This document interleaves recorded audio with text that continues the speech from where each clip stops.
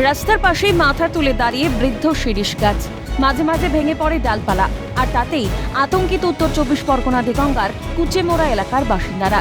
স্থানীয় সূত্রে খবর, গত বছরই কুচেমোড়ার পৃথিবী রোডের উপর গাছের ডাল ভেঙে মৃত্যু হয় এক মোটর বাইক আরোহীর।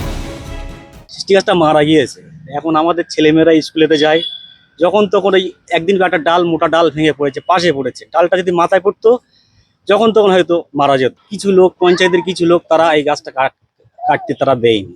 এমনকি প্রধান পয়সা নিয়েছে, সে প্রধানের কাছ থেকে পার্টির চাপে সেই পয়সা ফের ব্যাপারীর আবার ফেরত দিয়েছে। হয়ে যাচ্ছে, গাছের ওখান থেকে যাওয়া যাচ্ছে না, গাছটা না কাটতে যায়। অবিলম্বে এই গাছ কেটে নেওয়ার আবেদন জানিয়েছেন বাসিন্দারা। বিডিও দপ্তর থেকে বন দপ্তর, পূর্ত দপ্তর পর্যন্ত দরবার করেও সুরাহা মেলেনি। এদিকে প্রাণ ভয় নিয়ে রাস্তায় বেরোনো প্রতিনিয়ত এক আতঙ্কের কারণ হয়ে দাঁড়িয়েছে। গ্রামের লোক এখান থেকে মাঠে যায় এবং এই পাড়ায় প্রায় 1 শতাধিক লোক জনবসিত আছে। তারা এখানে বসবাস করে, এখান থেকে যাতায়াত করে, যখন তখন দুর্ঘটনা ঘটতে পারে।